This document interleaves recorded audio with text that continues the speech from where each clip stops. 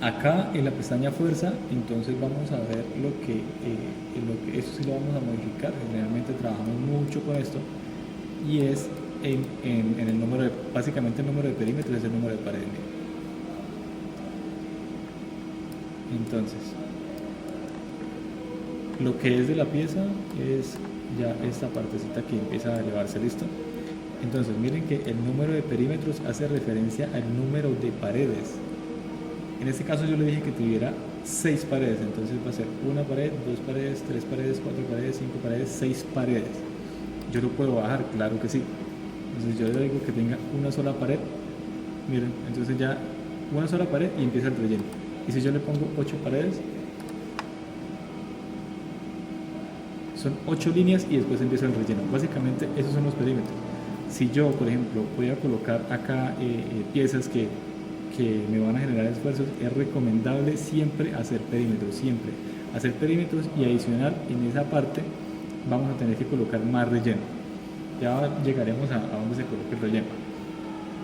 Entonces, los perímetros ya entendemos entonces qué es el recuento de número de capas. Este perímetro adicional, pues por lo general yo no lo activo, no le veo relevancia en las inversiones que se hacen acá. Y después nos iremos a lo que son las cubiertas inferiores. Entonces, por ejemplo, si yo le digo que la capa de la cubierta inferior, porque estamos en la primera capa, si yo se la bajo a, por ejemplo, a 2, miren que estoy en la capa 1, empiezo a subir capa 2 y ya me empieza el relleno. Entonces realmente de capas sólidas que me protegen el interior de la pieza, yo voy a tener solamente 2. Pero si yo la subo a 5, entonces mira, tengo una capa, 2 capas, 3 capas, 4 capas, 5 capas y en la sexta empieza el relleno.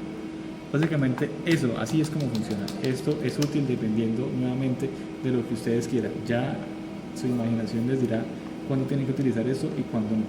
Si solamente imprimen piezas visuales con calidad, digamos que solamente como para mostrar, para dejarlas ahí, para mirarlas, pues esto no es relevante para ustedes. Simplemente coloquen con 2 capas, 3 capas es suficiente. El resto va a ser material perdido para ustedes. Que recuerden que hace todo el relleno sólido, con capas sólidas. Por eso se llaman ¿dónde es que está? Densidad de la superficie de la superficie, pues es porque acá es una densidad sólida, 100%, pues ese es el área completamente llena. Lo mismo para acá, entonces yo puedo configurar capas superiores, capas inferiores y patrón de relleno. Entonces los patrones de relleno básicamente es el estilo de cómo va la línea. Miren que ahorita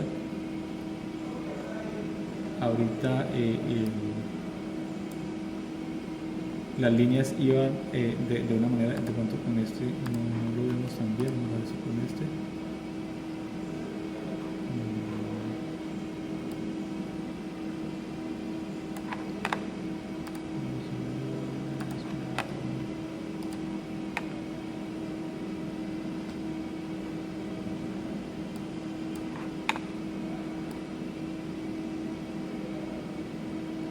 Bueno, básicamente esto lo que debería modificarme es como este patrón de pronto por el tipo de línea. Bueno, es que estoy modificando la superior.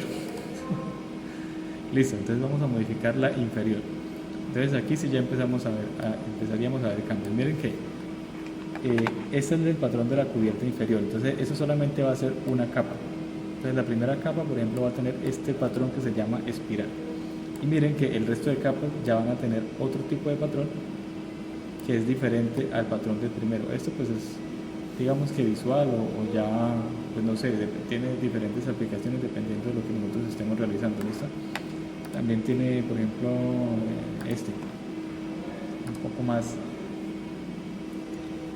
un poco diferente. Entonces vean, esta va a ser nuestra primera capa.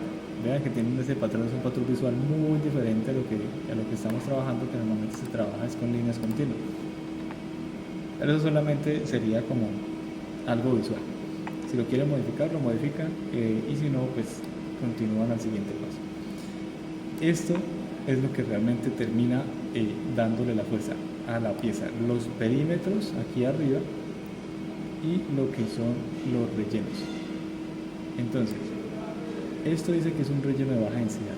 Ese relleno de baja densidad se refiere al contenido de la pieza. Estamos en 60%. Esto rojo, miren que aquí el rojo, esto tiene una leyenda, podemos explicar. Esto tiene una leyenda y nos dice cuál es el perímetro interno, cuál es el perímetro externo, qué es el relleno sólido, Eso tiene toda la leyenda de lo que estamos trabajando. Y miren que el rojo es el relleno. Yo lo puedo quitar o lo puedo aquí visualizar. Y entonces lo rojo es el relleno. Yo lo tengo en 60%.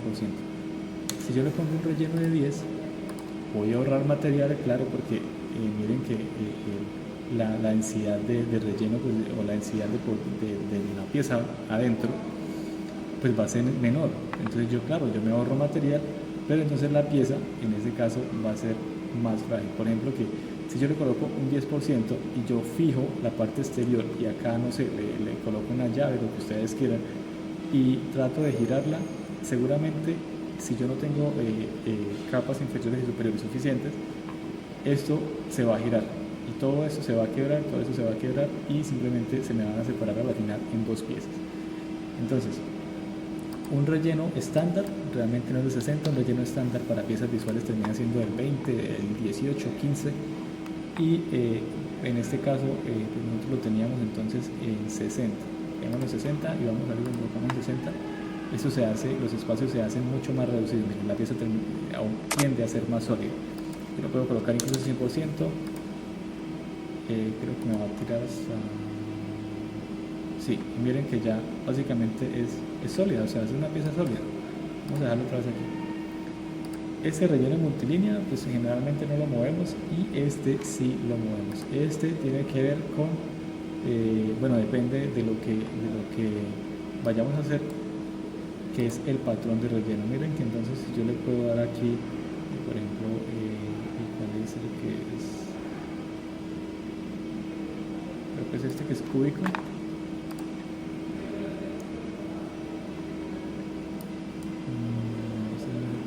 Bueno, pero este tipo de relleno es interesante. Vean que es como una especie de triángulos, pero van avanzando en X, Y, Z al mismo tiempo.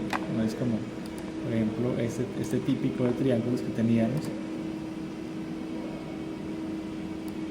que si por ejemplo son como una sección continua. Y vean que si yo me monto por la parte superior, yo puedo ver el fondo de la pieza. Si yo pongo este cúbico, no lo puedo hacer. Es bastante bueno porque este cúbico yo lo utilizo cuando una pieza tiene que ser como que tiene que tener, digamos, propiedades similares en todas las direcciones en donde se les vaya a aplicar. Funciona bastante bien. Si ustedes lo que quieren es colocar una pieza a esfuerzo uniaxial, les recomiendo lo que es este de triángulos, funciona bastante bien. O aquí hay uno que es panal, que incluso hay hasta techos que se fabrican de esta manera, que soportan bastante carga axial a compresión, ¿no?